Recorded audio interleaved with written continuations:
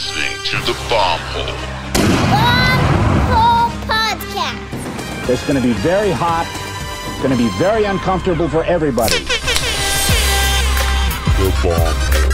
You're gonna slide down them big hills, you know what I mean, on the big, nice burgundy snowboard. Okay, here we go. Welcome to the Bomb Hole, which is presented by Pub Beer. Now, first things first, got to ask, Stoney Buds, how are we doing? So good, my dog. Love hearing that. Now, to my left, we got Rob Roethler in the booth. Rob, how we doing? Living, baby. Love that. Now, Rob, for the listeners, what do you think about Eaststone's beard currently? I was like, how long are we going to make it before we mention this thing? Dude, it's pretty G. For the people that are listening that aren't watching on YouTube, Buds has a bleached beard with purple dye in it. It looks some polka dots on the side. Yeah, it looks like a little bit of like an identity crisis going on. Like maybe like mad at your parents / ICP juggalo. It's insane stone posse. Trying to start a posse, see what happens. What's up with his beard, Bud? It's like I'm a teenager, you know, trying to rebel from my parents. Except I'm in my mid-40s. So. Right away, I was for sure you lost a bet. That's like, kind of like losing a bet. You know, we said if we raised $10,000 for Save a Brain some episodes ago that Chris would get a Save a Brain logo tattooed. I was trying to get him to do it on the face, but he's going to opt for his leg or something. We're going to go leg. And I would dye my beard, and the parameters were just kind of have a messed up beard. So we went in on it and got it done yesterday, and here it is. Shout out to Savant Studios. Yeah, Savant Studios, Salt Lake City, Max and Ethan, mad props. Amazing. All right, well, let's get into, we're here to talk about Rob, but we had to address the elephant in the room. If you guys are unfamiliar with Rob, he is an up-and-coming ripper from Minnesota. Recently signed with Burton. He's holding it down for the tall snowboarders at 6'7". He's got a magnetic personality. He loves his squad. You can catch him with the Dust Box crew. And you'll be seeing a lot more from Rob Roethler. So, first things first, you're here in Salt Lake, but where are you from originally? St. Louis Park, Minnesota, just on the border of Minneapolis. But, yeah, kind of like a smaller suburb. Rope toe kid. Oh, yeah. Are you Highland? Are you Wild? What's your hill? Highland. Big Highland kid. Shout out Highland Hills. Yeah, no, I've been going to Highland since I was 3 years old. Started skiing. My mom got me on skis super early, and right away I was just like, dude, snowboarding is so much cooler. Like, I got to do that. She like made me wait till I was 7. Waited till I was 7, and yeah, so on and so forth. You know, at 12, I think I was like, okay, now I want to be pro. Like, that would be sick. And were you always 6'7" at 3 when you started?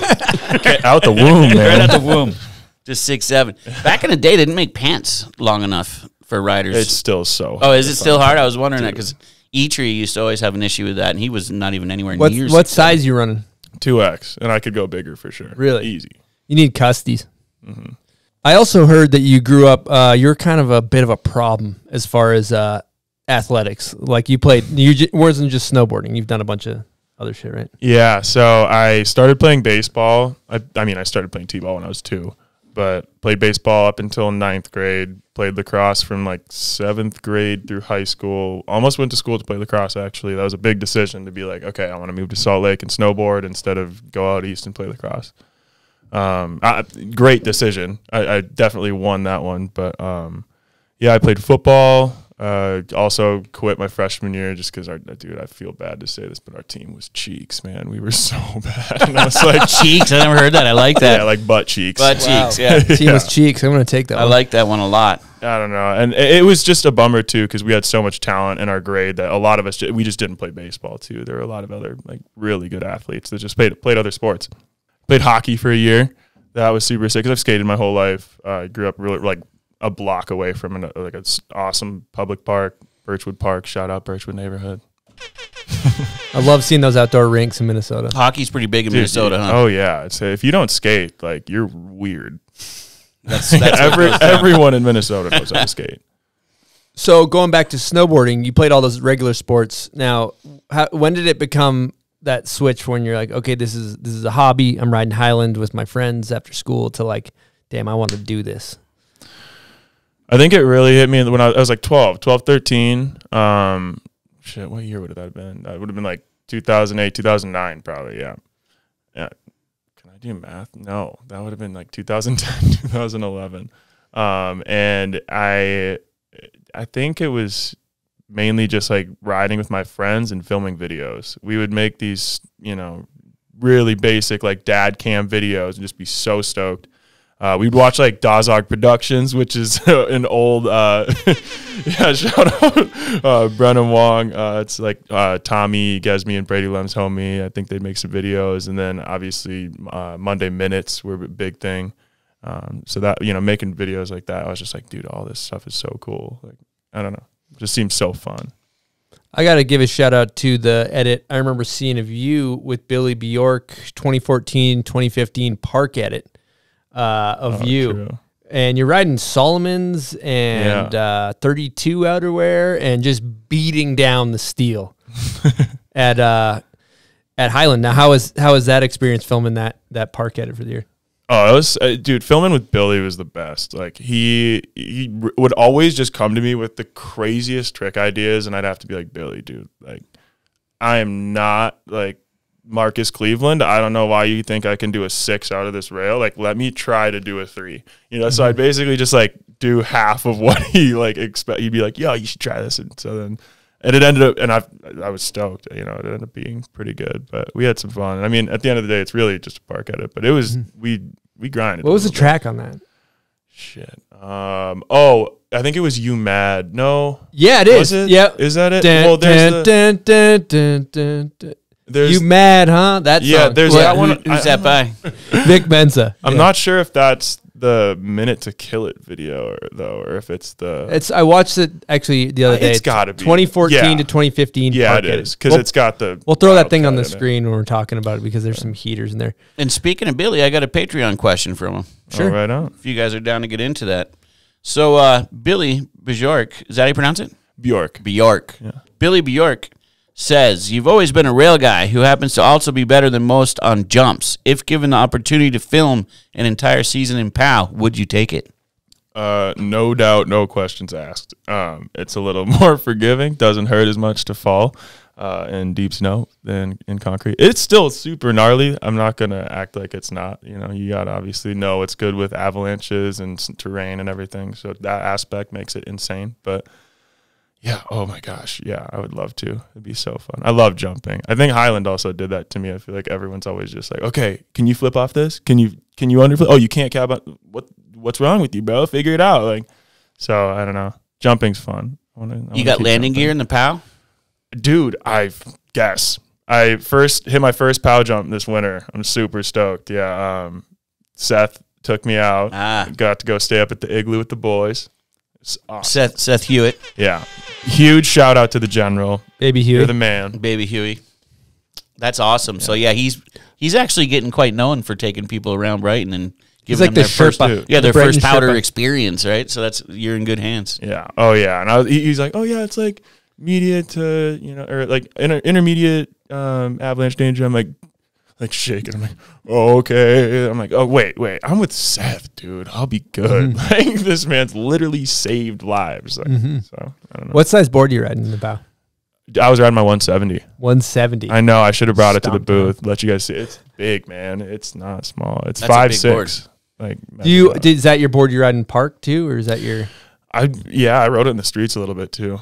So your daily driver's a 170 snowboard? It's a fire board. It carves so well. I have so much fun on it. But I mean, if I'm really thinking like rail riding, I'll be riding a Blossom. 162 Blossom. 62. Yeah. So your jib board's a 162. Yeah, not wide too. Damn. Wow. How's that toe D on that thing? Dude, I don't know what it is, but honestly, like I ride Malavitas, and so that binding on the toe and the heel kind of like lifts your foot off the edge. It's weird. It almost like has like concave, but it just really stops me from having as much toe and heel drag. And the boots they're just like such a slim profile that like it makes my foot way smaller in the boots. What size foot? 13. Dude. Stompers. Yeah. No snowshoe required. You just fucking walk right through that shit. You don't need snowshoes. You don't need water skis in the summer. I mean, yeah, a lot of advantages with that huge foot. Yes, but then also you can't wakeboard. I can't ever go on my friend's, spot and hit a wakeboard sesh because my feet don't fit in their binding. Big old clompers. Yeah, you just go barefoot skiing and you're set, dude. There's big enough. Yeah, well, and then we can start talking about how I fit in planes, but then wow. I'll just get angry. Yeah, that's a problem, huh? 74D and your knees are just hitting your chin and back there. Well, and I sleep on like every flight. I'm always falling asleep. So immediately, right away just back. But as soon as I start falling asleep, I dream like crazy. And so I'll just be like doing some snowboarding, and I'm like, usually if I'm flying, I'm going to snowboard or do something. So I'm like thinking about snowboarding, and I'll just have a snowboarding dream. I'll be like, okay, and like front up 10, and I'm like, oh my! I'll wake up and just smack the person next to me or like kick the seat, and I'm just like, okay. Time to apologize to whoever's day I just ruined. Wow. It's so funny. It happens like every other flight. That's cool. Do you sleepwalk and stuff too, or no? You just shred sleep and flail around. Dude, I have gnarly dreams. I remember a lot of them too. Lucid dreamer. Lucid dreamer. I like that. I actually have lucid dreamt a handful of times. It's kind of fun. If you ever share an Airbnb with buds, it's a lot like the scene in Step Brothers when they put the pillow in the oven. Yeah, that's basically his Steve. True story. You got to set up night cams, some infrared next. You know what I mean? You might be ping-ponging around the room trying to make coffee at like 7 in the morning, chugging milk and grapes. 40-ounce latte. Falling down the stairs, all kinds of good stuff. But, I got to ask, so, Midwest guy, you a big Packers fan? Or? Dude, don't get me started. Are you not a Packers? Hell no. Oh, what's your team? Dude, I'm a Minnesota Vikings fan, my man. Oh, you're a Vikings fan. Okay. I'm not. Okay, yeah, I'm proud. I know it sucks. I get it. Of course. Okay, well, I got some hot questions for you because in regards to Vikings, who would you say the Randy Moss of snowboarding is? Oh. Okay, I thought you were the new Randy Moss of the Vikings. I was like, okay, well, Justin Jefferson, of course, obviously, but let's see, who is the Jay Jettis of? I guess that question is almost like, who is the best with the most drip?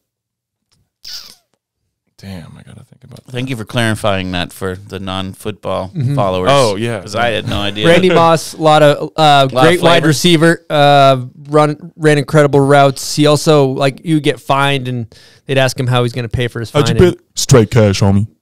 That's what he would say. Yes, exactly. He did a fake moon. He fake mooned the crowd after fake touchdown. Moon. Yep, that was. It was great. So who's Moss? Yeah. Oh, jeez. Also likes fishing a lot, too. That could be a factor. Big fisherman. Kind of questionable response, but I almost got to say, Blake Lamb, because that dude, he can do anything, hits the gnarliest shit, and is like head to toe probably wearing like $4,000 worth of clothes at a time. That's awesome. I'll tell you what, if I was Blake Lamb, I would be like, on my resume, Randy Moss of snowboarding, in quotes, Rob Roethler, as you apply to your next job. So sick. All right, this is a bit of a who's the Kirk Cousins of snowboarding?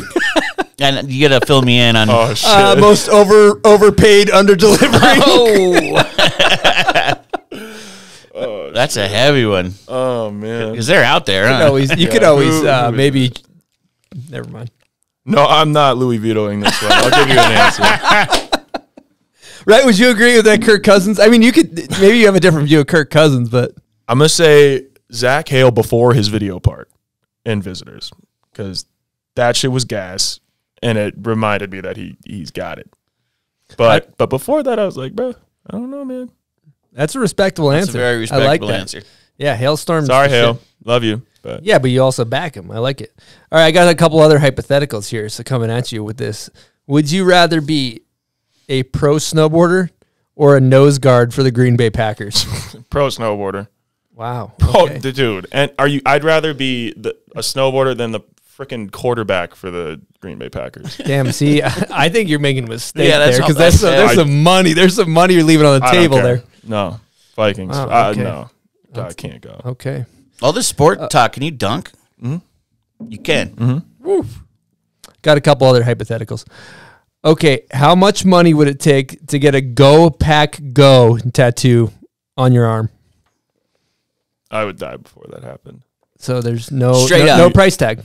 Dude, GoFundMe, we start one. It's up to $1 million. Come on. Go Pack Go. 1 million. Honestly, I would rather have the clout in Minnesota for turning it down. You'd be like front page of the newspapers. Literally. No, like respect. Like, no, I'd get some love. 1 million. All right. So these, he's at $1 million. Go Pack Go on my body, bro. I have to look at that for the rest of my life. $1 million, dude. Go Pack Go. Dude, like that, or is my sanity worth $1 million? Dude, once that million spent, too, you still have the tattoo, you're just going to be like, really? Oh, yeah. I'm not good with money either, bro. Like, I'll blow that real quick. All right. Well, I got one last question, and I think I know the answer. How much to tailgate with Packers fans for the rest of your life? Just for life. Like, you have to tailgate with the Packers fans. So, see, this is where it gets kind of diabolical, because now I could get under their skin and just wear all Viking stuff and really make them mad. Oh, wow. But if that would take probably at least $1 billion. $1 billion? That's kind of like fuck you money. So, like, then you can just, I could have, like, $10,000 on me and just be like, yeah, like, you guys are kind of peasants. Like, I could buy your team. It's kind of whack. Yeah. I don't know, but $1 billion, I think a solid Damn, B. this homie's got a price tag. Setting I like his aim high on these. Damn, I would have. I'll tell you that mine would have been a lot lower in every one of these categories. Way lower. I think you're making a mistake with the nose guard thing too, because that's a couple $1 million a year. All right. Next question. We have a guest question from none other than Benny Milam. Here we go. Yo, what up, Bombhole and Bobby Bothler? It's Benny here, and Bob, I just want to know, what made you decide to go to Westminster and snowboard when you could have went to school to play sports? Because you're built like a damn D1 athlete, and I know you were a powerhouse when it came to lacrosse, so why snowboarding? I just want to know. Thanks for having me, guys. Love you, Bob. All right. Love you, Benny. Thanks for the question, my boy. Dude, I think the biggest thing for me was like the loss of individualism in sports, and the fact that no matter how, much you could, work on yourself and like try to push your team, push yourself, like at the end of the day, it's kind of like not in your hands. And I loved how snowboarding was like, I get to control how hard I work, how many times I want to try something. If I get beat badly, I can just still like, do I have it in me to pick myself up? Like, that's all on you. And you can just keep going if you want to keep going. And it's also just more fun. Like, I don't have to have someone yelling at me, and practice isn't doing drills that just, piss me off. Like, snowboarding is just snowboarding, no matter how you look at it. And so if you're on a rail having fun, like, even if, you're slamming on some gnarly trick you're trying and want to learn, you're still having fun. That's a good point. I think there's also a lot of good things that come from conventional sports. Do you think that any of the self-discipline coming from conventional sports and structure helped the way you applied it to snowboarding, or did you apply it to snowboarding? Absolutely. Yeah, it helped a ton. Just being able to like, kind of have a short memory. And, in lacrosse, being a drill killer is the worst. Like every time you get into the drill, you drop the ball, or like, it's like a 5-person drill, or like it's just everyone's waiting on you. So it's like you gotta. It's helpful to realize, like, okay, you made a mistake. Like, just pick your head up, figure it out, work on it next time, figure out what you need to do differently, and just, react and do it the best you can. And that's all you can do. But then it's also, I don't know. There's so much more with sports that you can take away from it other than just, practice and stuff like that. But Go ahead, Buzz. Does he call you Bobby all the time? Benny's, it's like, he calls me Bob Bothler. I was wondering what he was going to say. I was like, he's going to have something for me. But Bob Bothler, Bob is the usual one. The usual. What's up, Bob? I noticed in your old edits you went by Robbie Roethler. Yeah, all through high school I went through Robbie, and then I went to college, and I was like, I'm a man now. You I wanted to go by Rob. Yeah, I don't know. Something like that. I was like, they'll take me seriously more if I'm a Rob. I like that. I like Bobby. I like Bobby too. Bobby's cool. I like Bobby. I had a good friend growing up named Bobby Hansen.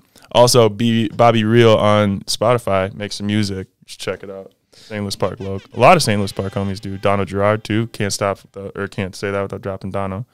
And Malik Augustus, another one. Throw him some air horns. Some very good friends of mine. Now, Bobby, which is what I'm going to call you for the rest of the interview. I like Bobby. So he mentioned that you went to college too. Are you pro college? I am. That's a good question. You graduated? I think I had a very unique circumstance, whereas like with snowboarding, if I would have taken a year off or some, focused all my efforts towards that, maybe I wouldn't have, maybe I would have saved myself some time. But at the same time, I'm very happy with how things turned out for me. And so I'm pro college, at least for me. And it's not for everybody, but I think it's worth consideration every time. And doing it the cheapest way is worth it. I get like, holy shit. Let me please emphasize that. But it worked out. I think it worked out really well. And to have like a marketing degree after all of it, I was on the snowboard team the whole time too. So I went to school. Where'd you go? Westminster College. But And you had residency here in Salt Lake, so it helped the price? No. Yeah, residency. It's a well-placed so it's school. Westminster's a private school, so they don't do shit for okay. Residency, which is a bummer. I heard you're a big part of the Westminster snowboard team. Yeah, What was your role there? I was just a rider, but I would compete in every discipline. So I'd be doing giant slalom, border cross, rail jam, and slopestyle. Were you doing slalom and giant slalom? Oh yeah, I was on a Donic, dude. Posy, ripping. Wow. I loved it. It was so fun. Was Brolin on the team too? No, he wasn't. Oh, he wasn't. Okay. Dude, I met Brolin my freshman year when I was on campus, like right away. And I was like, holy shit, another black snowboarder? Like, no way. Instant and buzz. then I was like, we're going to be on the team. Like, this is going to be sick. And he was just like, I remember he was with some cute girl. I was just like, this dude, like, come on. I like this guy right away. But he, we just shot the shit a little bit and I was like super stoked. But he wasn't on the team. He's pursuing a degree in medicine, so I don't blame him. I don't think he had the time, but that's cool. So you got a marketing degree. Do you think that's helped you with, like, this is a kind of shitty question, but with what we do as snowboarders and maybe marketing yourself as a brand? Especially with social media shit. Like it just helps because you understand your role, especially as a snowboarder to a brand as like a marketing agent, and you understand kind of how, you can position yourself on social media in a way. And like, that's why, I figured out that TikTok stuff and that worked out, but it's helpful. A lot of young snowboarders don't realize you're a brand and you have to market yourself. Right. And like, so it's worth it to do some research, like keep track of some stuff, like try to, narrow down what you're doing wrong, what's going to work. I mean, and obviously some people are like, okay, it's so like corny to care, but it's like, I don't really like, I care about making a career and like, I want to do this forever. Like, sorry if I gotta, find a way to, make mine. So. And TikTok went off for you? Yeah, it was nuts. I did that like middle finger backflip video. It's supposed to be a total joke. It's just like on the rope. I'm like, oh, this would be kind of funny. Like, might send this to some homies, and like posted the photo of it on my story, and people responded to it like crazy. Like, oh, yo, like I gotta see the video. I'm like, okay, whatever. Like, I'll post it on TikTok. Post it on TikTok. It gets like 8 million views. I'm like, oh my god. And over the course of a week, every day I was getting 10,000 followers a day. Wow. Like, did you do the photo on Instagram? Yeah, I posted the story on Instagram, posted the video to TikTok. It blew up, and I was just like, okay, well, then I posted it back on Instagram. It did pretty well on Instagram. But then I did another one because I was like, well, I might as well just like see if I can think of something else. And then I did like the sunglasses wink, and that Sean White reposted it, and it was his most popular video. Wow.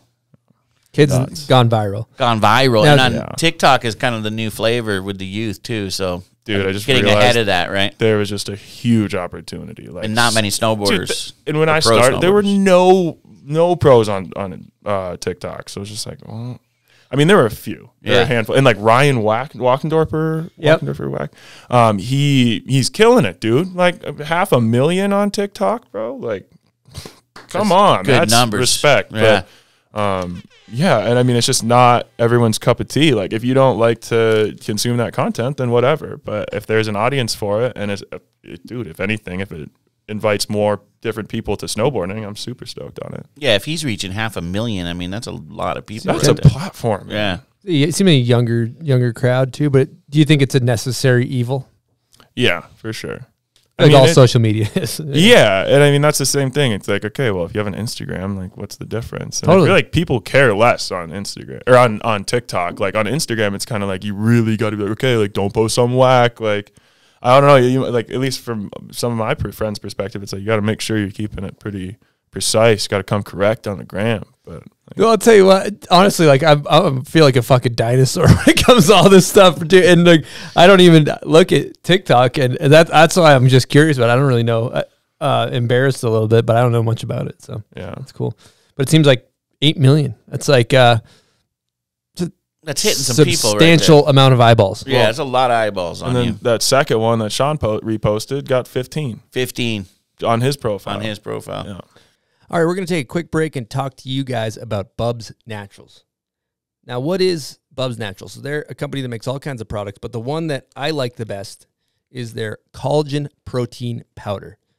Now, I like to take this, mix it in a smoothie. I take 2 scoops, throw it in a smoothie with some blueberries, banana, almond butter, some chia seeds, some oat milk. Mix it all up. You got yourself a great smoothie. And the thing that's great about it, with 2 scoops of collagen in there, you get 20 grams of protein. And as you get older, your body kind of loses its ability to synthesize this protein. So you got to get it in the system if you want to keep snowboarding when you're in your 30s, 40s, 50s, 60s. If you want to be 110 and still be able to make twist, or just turn down the hill for that matter, you got to take care of your body. So that's what's cool about Bubs. It's a company that comes from the world of snowboarding. So, you know, snowboarders for snowboarders here. And you're supporting a great brand. 10% of all of their profits go to charity. So if you want to take care of your body, head on over to bubsnaturals.com. Use promo code BOMBHOLE for 20% off. Again, bubsnaturals.com, promo code BOMBHOLE for 20% off. I usually go through about 2 of these jugs a month if you're getting a lot down the gullet. So, again, bubsnaturals.com, promo code BOMBHOLE. Okay, so earlier you mentioned you met Brolin at when you went to college, and you guys there's not too many black snowboarders, and it's kind of a mainly white sport for the most part. And do you feel like it's starting to change though, right? Yeah, I don't know. Do you feel like it's starting to change, and is there still racism, and have you experienced that within snowboarding? I mean, to the extent that many others have, I haven't actually really had to deal with too much. At Highland, like Highland's dog eat dog, like for sure. So it can be pretty gnarly just as is. Definitely had some slurs tossed at me here and there. I mean, it happens, you know, and you get looks, you know, it's good, but I haven't experienced it as bad. And at least maybe I'm brushing stuff off that I don't notice, or I'm good at just turning the blinders on, but which I try to do for sure. 'Cause it's just like, I don't want to let that shit get in my way. It's just annoying. But I do think that it's starting to change a little bit. Like, I'll see so many more black people at resorts in Minnesota, just at, you know, like this dude, Devin Deshawn, bro, he's busting like switchback 4s onto rails at Wild. I'm an air horn. I was seeing this shit. I'm like, dog, like how old? He's like 17, 18. Really? I'm like, okay, put some respect on that shit. I was stoked. That's cool.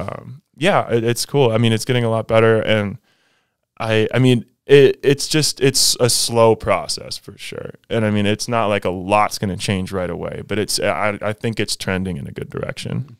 That's cool. I think about the fact that you post a video with 8 million or 15 million or whatever, and that's could be a huge audience of people that are like, damn, he snowboards? Cool. Like, I'm going to get into snowboarding. Yeah. At the end of the day, I was like, dude, if these people have never even seen a black person on a snowboard, and they're like, oh yeah, black people don't snowboard, and so they never think to even, you know, oh yeah, I would, like, they don't even think about going to a mountain, going snowboarding. It's like, maybe that changes it for them, and they're like, oh my god, this is cool, like I should try that.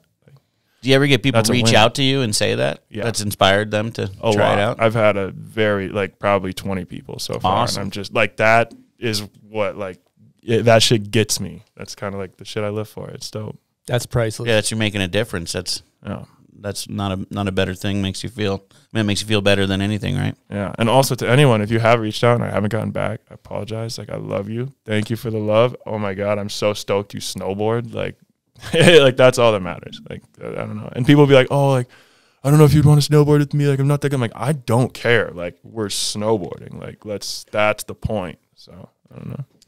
You know, it was just dope to kind of change gears a little bit, but talking about your love for snowboarding, we went to Last Call and we were hanging. It was a good time.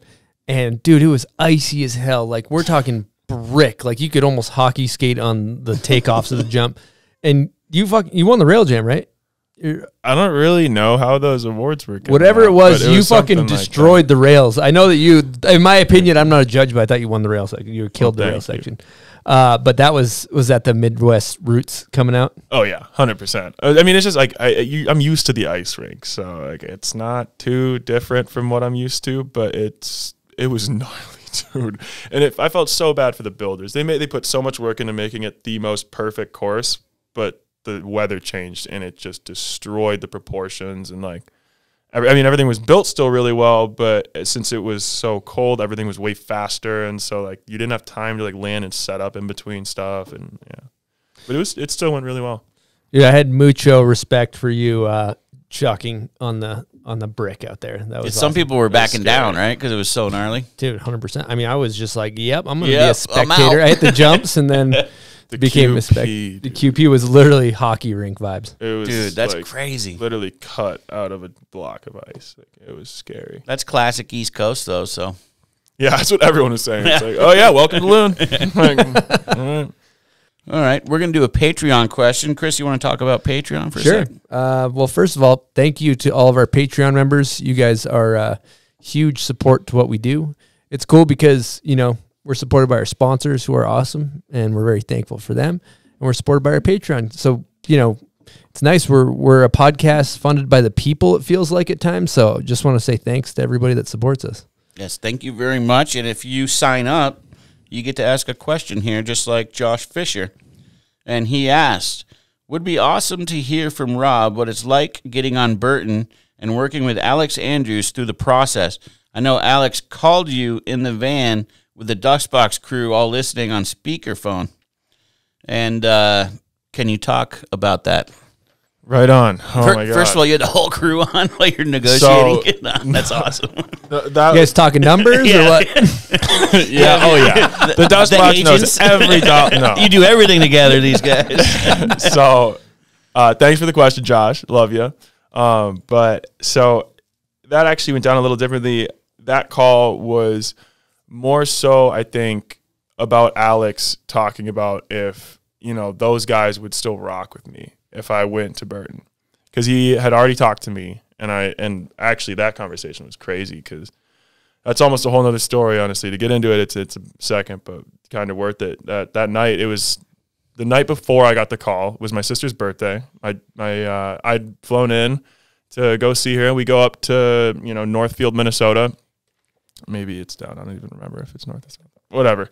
We go to get dinner, and we're just talking, had a nice night. We're on our way home. My parents are like, yo, you've done like everything you put your mind to. Like, you're killing it. Like, you must be so happy. I'm like, yeah, Mom, like, I'm doing good. Like, thanks, Dad. But like, do I have a contract? Like, I wanted to be a pro snowboarder. That's what I've been doing. Like, that's the goal. Haven't done it. And so I was just like, honestly, like, I just feel like I should probably give it up. Like, it's not working out. I have, you know, a degree. I have a plan B. That's what that was for. And then literally the next day, Alex called me, and I at home at my mom's crib, you know, on speaker, just like crying, dude, like full, like I was losing it. So that's kind of how that went down. But that conversation that they had with the box, or that Alex had with the box, is more just like, would you guys still be cool? Like, which is so why wouldn't dope. they? Well, I don't know. I mean, you know, you never know. Like, there's a lot of shade thrown on Burton over the years, and like I feel like a lot of it too was addressed during the Dear Rider movie, which I thought was really cool. They really just faced that head on, or like just nipped it in the butt. So I feel like if these are your buddies, though, they'd be so stoked for you, right? As opposed to like, whoa, man, and so they were. You can't get in the van, right? And it's like, here we are. You know, they were so supportive and so stoked, and you know, it's just good for everyone. Like it. I don't know. It brings really everyone up on a platform, I think. Right. Yeah. 100%. And I think naturally, like snowboarders, particularly younger snowboarders too. I mean, snowboarders they're fucking haters. We're haters. Yeah. You know, and so it's like one little thing's off, but going back to what you said earlier, I think that's really special. You said, you know, basically you were getting ready to quit. You know, yeah, exactly. Dude, throw in the towel. We hung up the phone, and I like full sobbed. Like the gnarliest cry I've ever let out. Yeah, everything, all that work you put in, so much emotion, all came to a head right there, and you're ready to give it all up. It's almost like you manifested it. Yeah, but also huge props to PD and Zach Nigro for picking me up too. They were a very, very large part in making that happen. Was this 2 seasons ago? Yes, yeah. So right. So it was kind of weird. So I started in February. Last February. So this is my second. I just started my second year. Cool. But yeah, I was kind of like in the middle of the season too. I'd like toss like 5 clips too. I was kind of bummed. But yeah, that's the way it goes. You're riding Ride. You was on Ride before that. Gotcha. You couldn't. They want you out on Burton stuff. This is kind of way out of storyline. But who was your first sponsor, and how did that happen? This is okay. Big shout out East Coast Lifestyle. Which is hilarious, dude. I got so much shit for being on East Coast Lifestyle as a Midwest snowboarder. Bro, people I don't even know what East Coast Lifestyle is. What the fuck is East Coast Lifestyle? Like, why do you? I'm like, dude, they send me hoodies, bro. Yeah, I'm sponsored. I'm like, I'm sponsored, bro. Like, I'm like 14, I'm like first freshman year in high school, so stoked. They're sending me hoodies. But then, 6 months down the road, 8 months down the road, like, yo, you want to come to Canada? I'm like, yeah, like hell yeah. They flew me to Banff. We stayed in Banff for like a week, sick bro. too, Went to Sunshine Village in Lake Louise. Like, it's like, okay, this is pretty cool. Like, I'm down with these guys. And the owner, the founder of the company, his name's Alex McLean. And he went to like Acadia or something in Nova Scotia. And it was like an incentive to sell like 40 hoodies or something for a business class. It turns it into a multi-million-dollar company. So it's just like to see that growth, and I'm just like, dude, like this is sick. Like this dude's cool, and he just like believes in me, and he's the only one who's ever fucking like reached out to me and been like, yo, like I want to send you some stuff. Like you're killing it. Like I believe in you. And I was like, hell yeah, super down. Thanks, bro. Rocking East Coast Lifestyle in Midwest. I don't care what the questions I got to answer. Well, in the Midwesters, homies probably weren't fronting on you when you were on a trip to Banff, too. That's right. Well, and it's like when they see it's like, okay, yeah, like it's a pretty sick opportunity. Like, and half these homies, they might be flow for Ride or something. A lot of people were flow for Ride in Minnesota growing up at like Highland. Oops. But they're not going on trips. Yeah, they're getting some gear. Granted, I'm not getting snowboards or anything, but like it was cool. It was a lot of fun. I mean, as an 18-year-old too, I think. Okay, so it must have been I was like 17. So 2014, I think, was when we started working. 2013, 2014, and then 2015, I was a senior in high school. I was 18. Got to go to Lake Louise. In Alberta, Canada, as an 18-year-old, getting to go to the bars and clubs, like the dancing Sasquatch was lit. Dancing Sasquatch. Shout out to the dancing Sasquatch. Dude, it was so messed up. They had these drinks there called time machines. They give them to you in like a stein. It's like this tall, and it's a chaos monster and 4 shots of vodka, and it's nuts. Dude. Wow. That's going to cause, for me, like, that's going to be guaranteed destruction of property. Yeah. Like, for no reason. For no reason. It's like, I don't know. Unsolicited. How are they legally allowed to sell those? Dude, Canada, man. And those mountain towns. That's like a heavy party town, too. Yeah. Like, R.I.P. the sheetrock in the wall. Like, something's getting broken. Dude. Yeah. And R.I.P. the Airbnb. I have like a video, too. You're sitting outside the place, and just like the walls are just like shaking because it's so loud. It's just going off. Yeah. Who was your first board sponsor? So I was just about to get to that. That was in 2017. Shout out Tanner McCarty and Reed and Al. Reed Smith and Al Grogan in the demo shop talked to Tanner for me, and he started hooking me up with some boards, and they were so stoked. And it was just that was the best. And right at that point, I was like super. And then right then, I think just after that, went to Super Park. I think I broke my last ride board that I had to borrow my homie's Never Summer, dude. Oh wow. Yeah, sorry, but dude, no. I was so bummed. Was this in Washington? This was the one. The last Super Park, maybe? It was Super Park 21. So where they had all like the Ace of Spades. It was the one where the homie on I think the Japanese team went Bachelor missed the that was in the hip Mammoth. Mammoth. Yeah. Oh, yeah, Mammoth, yeah. Dude, everyone, I was watching on the hill, and everyone was just like, that was scary. We all thought we saw someone die. And he was fine. Yeah, and he's like, what? Oh, like sprained ankle. Yes. Like, how? Literally, everyone thought someone was going to be taken away in a body bag, and he literally jumping off of a 5-story building and being like, oh, I'm good. I'm okay. He's just so light, he just feathered his way down, I guess. Yeah. Legendary hip session. But you were there riding the Never Summer. Yeah, I'm sure they weren't too stoked on that, but I just didn't have a board. That's the way it goes. I think it's cool though too. It's like now you are, you're on Burton, you're on Oakley, you got these cool sponsors, and I don't know who else, but it's always important to remember the first person that was like, hey, you want to rock East Coast lifestyle, even though you fucking like the Vikings and live in Minnesota. Damn, yeah, I should have been a Pats fan, huh? Yeah, you would have definitely more Super Bowl rings.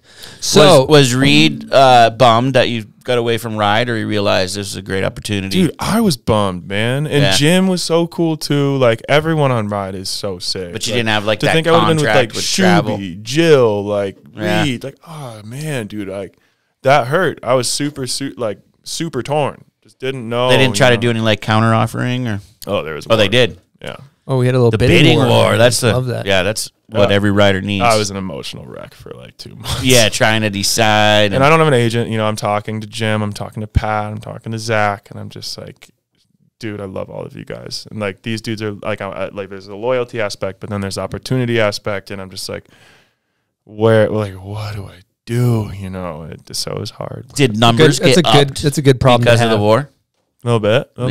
That's what bidding wars are great. Yeah, I think you were mentioning that. I always recommend to young riders, even if a bidding war doesn't exist, just create a bidding war, and it'll if it works out, you can end up getting more paid. What if you just be like, oh yeah, well, I mean, like Nitro said 40K, dude. Like I don't know, like just random numbers. They're like, yep, go with that. You're like, wait a second. They actually did not say 40K. I had that wrong. It was 4K. Oh my bad. That ship sailed. Sorry, that ship sailed is what they say. There's actually been instances where that's happened with big contracts, which we can't talk about. Oh, that has happened? Really? At least but it didn't the work counter, out? and then they're like, we're going to go with the counter, and then the counter falls through, and then the original deal falls through, and then somebody's left with their dick in their hand, for lack of a better term. And then they're just not sponsored, and like, why didn't I jump on that first offer when I could have? Well, it's also like, because you got to remember, if they have that budget, they could be courting a couple riders, and if that other rider takes the budge, then you're shit out of luck if you wait too long. Yeah.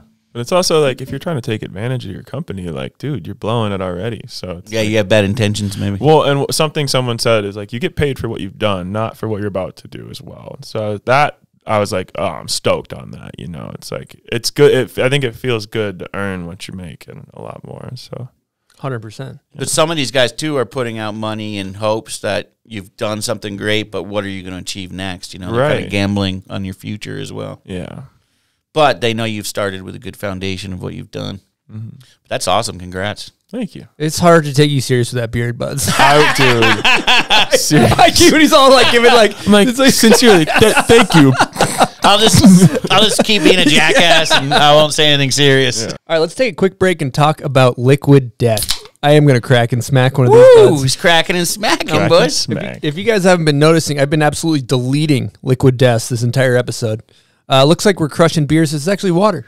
Yeah, you see these in the stores. It looks like beer, and it's really water from the Alps. What do you got? The berry flavor right This there? is the berry, and the thing that I love is that our neighbors around the office park where we record these podcasts think we're all raging alcoholics because it looks like we're drinking at 8:30 in the morning. Standing in the parking lot in a circle, just drinking tall boys. Exactly. Yeah, so I like the lime flavor personally. Oh, you're a lime guy. Yeah, huh? I like the lime. Yeah, the flavors are new. This one's called Buried Alive. One thing about Liquid Death is they also donate 10% of their profits from every can sold to kill plastic pollution, the war on plastic. Yeah, they're saying plastic's not recyclable anymore. Really? Yeah. Yeah. That's the word. They the UK, they call this aluminium. So these are aluminium cans. One thing you guys need to know is head on over to liquiddeath.com/bombhole, all capitals. Again, liquiddeath.com/bombhole. And basically, you get free shipping on all water and merch. And also, you can head on over to Whole Foods, 7-Eleven, Target, Albertsons, Safeway, or Amazon to pick up. And I don't know what artists they're using, but their merch is fuego.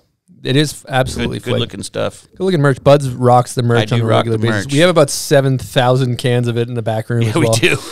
You guys and we will finish that, I'm sure, this summer, I imagine. I'll take some off your hands, man. Yeah, we grab love a case. the LDs. Grab a case. We got you with the case. All right.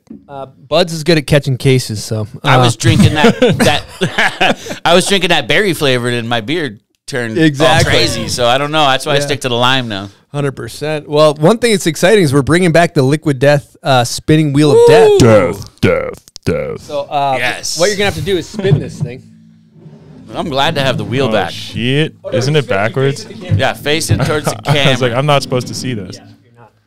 Scary. Yes, yeah, hold the base. Don't there. worry. I can't read fast enough anyway, so I didn't see anything. All right. Where are we going?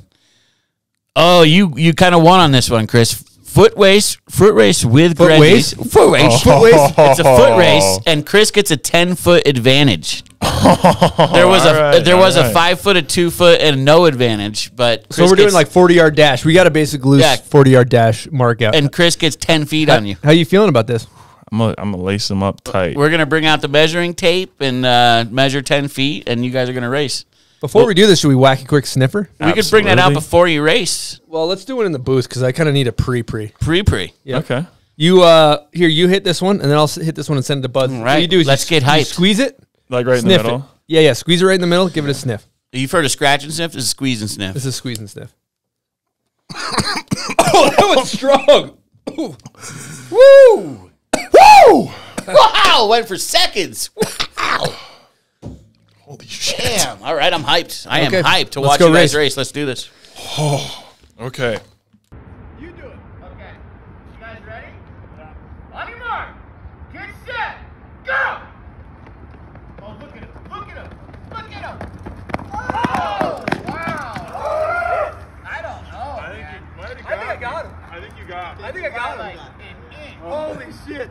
Luckily, I had that 10-foot head start. I thought he was going to get it. All right, that was a good foot race. Yes. You were Bud the victor. still can't take you seriously with that beard on. Get used to it. For the people that were listening, what happened, Bud? You got a 10-foot head start, Yes, I did. and you just barely beat him. Yeah, we had another 10 feet on that. It was a wrap, but I got the win. I'll tell you what, I needed that. You look good I out need there. that. I need that bad. You beat him fair and square. I've been losing lately, and it just feels good. So Feels good to get a win. Gave me an L. Yep, kid's got an L. He's gonna start He's hitting the pub beer tough now. He's gonna Tough. Yeah, I just got him a couple cold ones. And 20 minutes down the road, I'm gonna be wasted. He's gonna have the hiccups. Oh, sloppy. I love it. Let's talk dust box. Right on. Kid's been in the van. Just a little bit, dude. Clips. Barely. The other boys, man, they got like 90 days in the van, bro. Can we give the biggest shouts out to Dan McGonigal, bro? Southie. Come on. Give What? Southie a big old shout out. Psycho. You still got that super air horn in there, bro? Oh, we do. Let me switch over here. Come on now. We're gonna give Southie the super air horn. Woo! Okay. Yeah.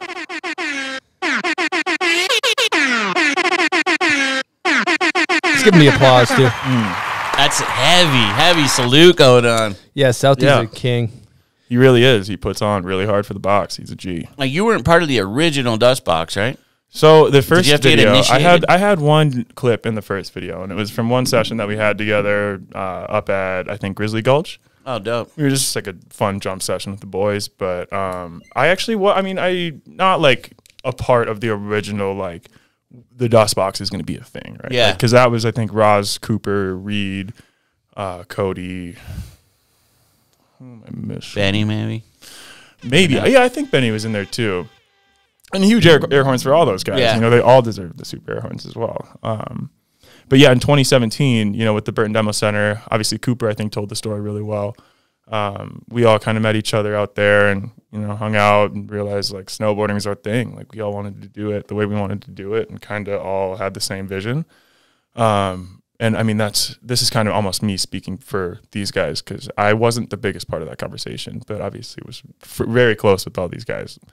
And so then, you know, from there, I just kind of I filmed with them a little bit and then Dustbox started picking up traction. I was like, dude, I knew it. Like, I swear to God, I'm the first person who said the Dustbox is the future. But that I was, you know, always just like, you guys are killing it, doing the right stuff. Like, this is the coolest thing in snowboarding, in my opinion. Like, I love it. Wanted to be a part of it as much as I could. And just, you know, with college, it was tough. And now I have the opportunity to be a bigger part. So That's awesome. Yeah. Good crew. We happen to have a guest question from Reed Smith. here we go.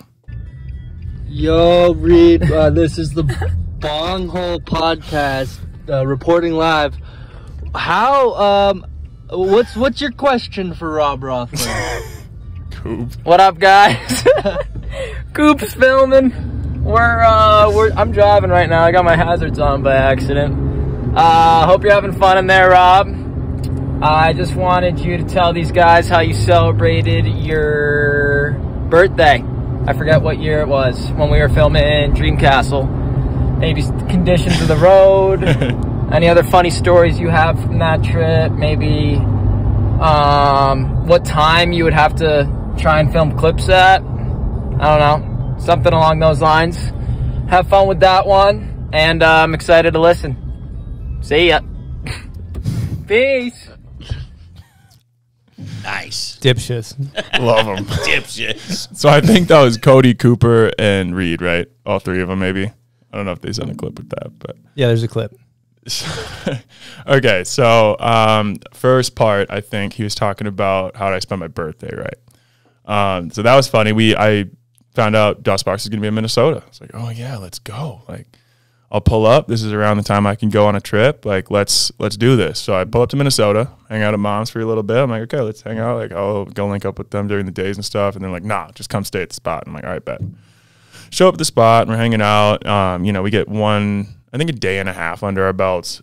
And the next day is my birthday, right? And I wake up, it's like 10 a.m. I'm on the couch, and I'm just like, all right, birthday. Like, we can get a birthday clip maybe, cool, go to a cool spot in Minnesota. And like, as I'm waking up, I just hear footsteps like coming down the stairs, and I'm just like, oh shit, what's going on?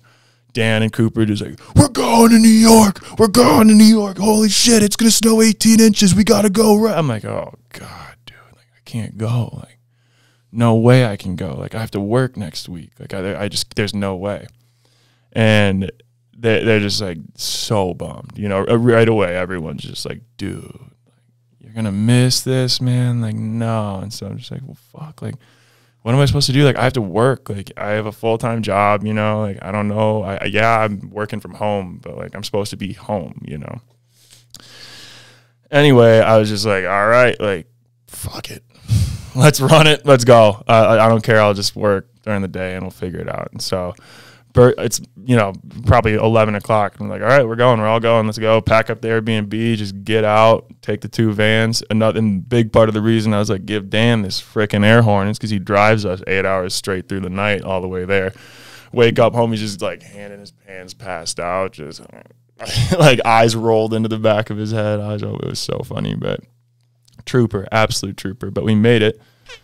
I think we had spent like 21 hours in the van that day. It was pretty gnarly. But the start of the trip, it's my birthday, and we're like, all right, we're going to New York to shred. Like, let's go. Pop some champagne in the van. Super stoked.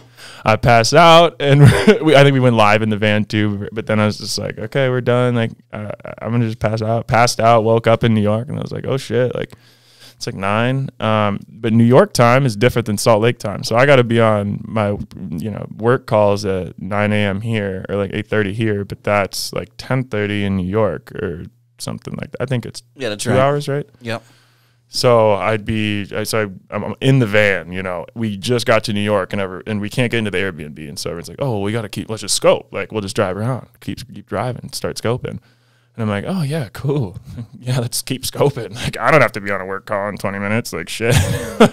So I hop on work, and thankfully didn't have any calls. And I'm just like working from the van, doing some, random stuff, just behind the scenes stuff. And we get to the Airbnb, and then I'm clocking in. I'm all day. And then, 10 a.m. to 7 p.m. I'm working. And so and people are usually boarding until it's dark, maybe even later too. So it's like 8 to 10 p.m. by the time people are getting back home. And they got to change, they got to eat. And then we're going back out, and we're going back out at like 11:30 noon or midnight, So the 2 clips I have in Dream Castle are after midnight. The first one, that was the back lip, I got, and it was like an hour or so, but I think we left the spot at like 1:15, 1:30, just like, oh my god, just late, and then you're waking up going, kind of beaten up, going to work the next day. Like, I remember I was just like taking calls, just like trying to position it in like really obscure places where you like, oh, you can't really tell if it's not his house or not. Like, who knows if he's in New York or whatever. And it was funny because one of the people that I worked with, I had to send him like some UTM parameters or something. I was like buying a domain. That's what it was. I was buying a domain for one of the new companies that one of the new branches of this like umbrella corporation. It was Property Management Inc. But I bought the domain, and it was time stamped in Eastern time. And the dude I was working with was like, yo, like, I think you might have gotten hacked, dude. Like, it's saying that you're sending stuff from the East. And I'm like, can you like not say anything, please? Like, I'm not home. Like, I'm just working from over here. And he's just like super cool about it. You should have just said you had one of those things that we have that changes where your IP address is. Oh, a VPN, right? Yeah. VPN. So what were you doing for work? Yeah, that's just what I was going to wonder. I was doing, at that point, I was doing like social media marketing, but I also was basically like the head of onboarding pretty much. But there was no like title for it, but I was just in charge of like onboarding all of our new clients who would decide that they wanted to start a property management company.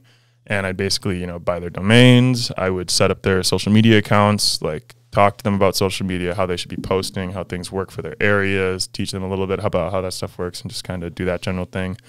And just do a lot of other background, behind the scenes stuff for the marketing behind the company in general. I love seeing the work to film, like the work to ride, the work to live the dream, the work to just make it happen. That always makes me inspired and things like that. You're in the city that never sleeps too, so good place to be out there at 1 a.m. too. New York just stays alive. I loved it, man. And there's a clip too. After the like board slide pretzel or whatever, there's some homie just like hood ass dude pulls up to us. And he's, man, I fuck what y'all doing so heavy, man. Keep going. Like, so hyped. And I was honestly kind of scared. I was like, damn, bro, like this dude could kill me with one punch. like, oh my God. Like, thanks for the love, bro. He was so stoked. And they see you snowboarding and they're just loving it. Yeah. And they're like, something they don't like, see it's much. so different. That doesn't snow there that much. Like, when we pull up, I'm dying because these people are just throwing the snow in the middle of the road. I'm like, dude, have you guys ever seen this shit in your life? Like, yeah, Minnesota, they know how to take care of a snowstorm. Yeah. Something you breezed over earlier, which I love, is a pastime of scoping. Now, for a lot of people that just ride the resort or snowboard recreationally, maybe don't understand scoping and its importance. Do you want to break down the art of the scope? There's levels to this shit. Okay, like we talked about it. I think you talked about it. It's the you talked about it with Jake Kuziak. Like, are you a Google Maps guy? Like, do you watch a bunch? Are you sitting there scrolling like trying to find spots on Google Maps? But it's like I liked what he had to say about it's more about terrain. You're kind of just trying to find hilly areas or spots where there might be flow and like lines. And so it's so big. You just are always having to drive around. And if you've never been to this city and you don't know shit about it, you're not going to be able to look at Google Maps and find shit. You just got to drive and look around. So to the point of like, you got to have fun in the van. You got to be someone who is like fun to be in the van with. Like, if you don't have fun scoping or like are actively like realizing that's a part that you need to play a role in, then it's not going to be that fun. I'd also like to point out the extreme danger of scoping, because generally you have probably about 8 people in a van and you drive by a down rail or something and all 8 heads are turning to the right to look at the down rail and there's not a single person watching the road. They're yelling, stop, look over here. It's and like, you're in New York City, like I the hardest place to drive. I call front 2. And then the driver's like just looking. Dibs. Yeah. Like, oh. Dude, that's the best when everyone starts throwing out their tricks before they even get out of the van. And every single time you drive by a spot, it's like, I saw it first. Yep, I saw it. That's my spot. Okay, he can hit it with me, but because he's doing switchback 50, I'm doing back 50, and yep, nope, sorry. You wanted to jump on it? Too bad. You're making agreements in the back seats. Yeah, oh yeah. And someone can't hit it then all of a sudden. That's good stuff. Yeah. Then you got the guy who's like, he's been hard up on a clip for a couple weeks. He's like in desperation mode. You gotta toss him the spot. He's literally ready to like just pretty much get destroyed on anything in front of him. Yeah. I love the old desperation hit A grade. Like, we got a clip in a week. I will nice die too. It's right so now. cold in the city, and you're in the van listening to good music. Yeah, having good banter, looking at spots. Who's got the aux cord? Oh shit! Honestly, I think I personally like giving it to Roz a lot, dude. Roz has got the tunes for sure. Let's see who else got some good tunes. I mean, see, Roz is like one of the only dudes in the box who like listens to good hip hop. Not as in like people listen to bad hip hop. He just listens to a lot. Good variety in his he loves that New York drill beat shit too. Nice. Like I'm super into that. I think. And if you're in New York too, you got to kind of change up what you're listening to, maybe. Yeah, well, I mean, you got to branch out too. Dude, when I go to New York, I go Hot 97 all the way. Right on. Yeah. Okay, word. Get Funk Flex on there and all sorts of. As long as it's a DJ section, because they have like their pop hour or whatever. But as long as you catch a dope DJ, yeah, dude, the Hot 97 freestyles though that every like rap artist does. There's so many good ones. You know, it sucks when you get let down by somebody though. I've had rappers that I'm like a big fan of, and I'm all excited to listen, and then you're like, ooh, that wasn't it. Dude, if you're ever in New York, Sunday night, Bobby and Jabba have this dance hall show. So good. Still going, too. Yeah, it's insane. Again, reggae. Having a hard time taking you seriously with a beard. Insane Stone Posse. All right, let's get into You Know What right now, buds. Ooh, name that video part. Yep.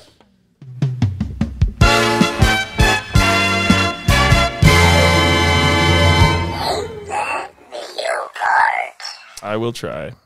Name that video part's presented by our Patreon members. You guys kick ass. Okay. So, for first things first, we got to ask confidence level. 2.67. What is it? 2.67. 2.67. You've been thinking about that for a while? Or It just came to me. Okay. It's pretty low, and if you mess up here, it's big because you're a young dude. Yeah, you're part of a heavy big for your credibility. Yep. Yeah, this could be. If this goes bad, this would be real bad really for your bad. big deal. Not to put pressure. So, here we go.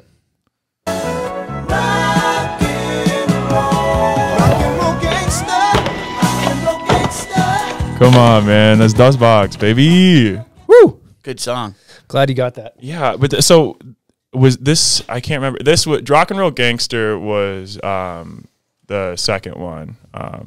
What's it called? Fucking dude, I always blank on the name of it for some reason. He hasn't won yet, you know. Yeah. Okay. You know what? Drink it out. He threw out the production. Well, company, it's not. It's not the newest one, which is. I know. For some reason, I like can remember Dreamcastle and Presents, but this I always think it's the Where Are We Going from Panic Order, but that's not what it is.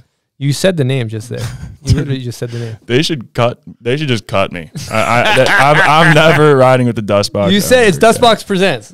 No. I said it. That's what it was. That's what it is. Oh, okay. I was gonna say I thought it was Dustbox Presents, but I didn't know if it was the second one or not. I wasn't in the second one, so I had to cry about that a little bit. It was my own fault. I was busy. Here's the situation. You got a bomb hole Yeti. It's called a carry-all. 20 liter. And it's filled with bomb hole merch. Major shout out to the folks over at Yeti. Dude. Yep. Basically, you're loaded up. I think we got some Dub X in there. I don't know what size you are. Yeah, that's it. Dub X. Dub X. We got mugs. We got... Actually, Jules loaded that up. I'm actually not sure what. How did I forget Dustbox Who Wanted Most? Oh, yeah. That's what it was called. That's what it is. Yeah. Yep. How did I forget that for like even 2 seconds? Yeah, you might be getting a little bit of a stern talking to. From maybe Cooper Whittier. I think I'm going to let every single one of them kick me in the ass for that. That's what happens over there. Cooper's going to come over. He's the shaman. He's going to have a big hat on. He's going to say, Rob, come over here, take a knee. Take a knee. And it's so funny. Like, I mean, I've watched that video probably 1,000 times. But I thought that was a meatball, but I'm going to give you, I mean, you said Dustbox. Yeah. That's a win. I mean, that's a win. It's a participation that was award anyways. Okay, part 2 of Name That Video Part is for the listeners. Basically, when Rob's photo comes out on Instagram, the thumbnail photo, that's where we pick our winner. And I wanted most, not who wanted most. Jesus. Yeah, sorry. I wanted most. Yep. And here we go.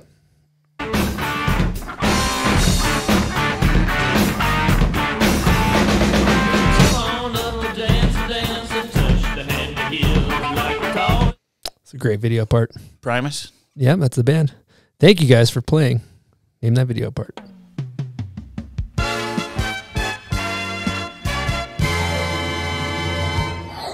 Dude, what video part was that? Is that one that I would maybe know too, or is it just completely? You wouldn't know that. I think that was before you're 24 or 25. You're 25 years old. Yeah, that was before your time. Okay, it's kind of like right in my sweet spot of my era, growing up. Who was it? You can believe it, all right? Yeah, I was. Oh yeah, okay. I would have never gotten that. But respect. We are going to start up with another Patreon question, and this is from Josh Fisher. Shout out, Josh. Got two questions coming in from Josh. Solid questions. Yeah, not bad. All right, here we go. I ride Woodward Park City at nights with my family and would see you up there under the lights quite a bit. After a while, I put together that you were working a 9 to 5, packing your gear in your car and driving up to ride after work. Talk about work ethic, work-life balance, and how that shaped your journey so far. Damn, yeah. Thanks for the question, Josh. That one's kind of loaded.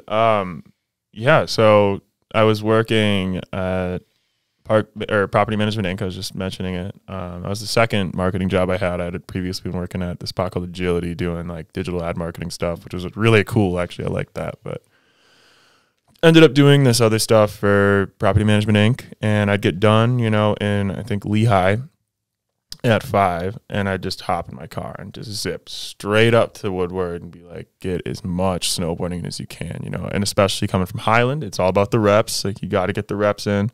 I'd heard you guys talk about Red Gerard previously on a podcast about how he would, ride 4 hours a day. Like, he's on his board all the time.